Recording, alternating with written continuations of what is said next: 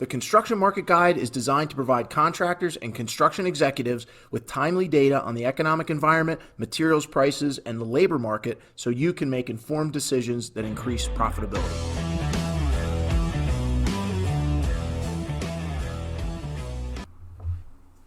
We have a lot to talk about in today's Construction Market Guide. Take a look at this 50-year chart plotting the unemployment rate and wage growth over the last 50 years. After nearly 40 years where workers' wages only increased slightly each year, today with widespread worker shortages and high rates of inflation, companies are raising prices and increasing wages for workers again. These January numbers show a 6.9% increase in wages year over year with a 4% unemployment rate. It's extremely competitive out there, and this is nearly the highest rate of annual pay raises that workers have seen since the late 1970s. So we're encouraging our clients today to take a look at the wage rates that they're paying workers to make sure that they're keeping pace so that they can retain their key employees. We also see very, very high inflation as the Consumer Price Index print for January came out at a 7.5% increase. It's kind of a surprise to the upside, at least for the Federal Reserve Bank, and that's caused a spike in interest rates, and it's caused bond values to decline significantly. And these numbers are even before we factor in the increases in many commodity prices that we've seen as a result of the war between Russia and Ukraine.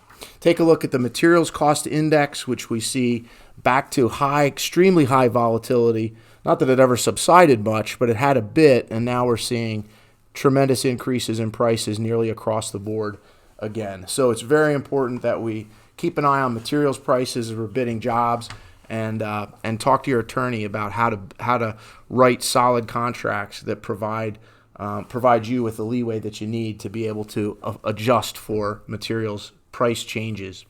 Interest rates changing substantially here too. We've seen an increase in shorter-term interest rates, the 10-year Treasury increasing to nearly 2%. But at the same time, with dramatically high increases in inflation, we see real yields, which again, real yields in this chart are the rate of return on a 10-year government bond less the rate of inflation. So negative real yields in terms of net returns after inflation at the lowest levels since, again, going back to the late 1970s. So while we're able to see higher interest rates on guaranteed and short-term money and CD rates and government bonds and things like that, with inflation running so high, the net buying power of those dollars are decreasing at the highest rate since the 1970s.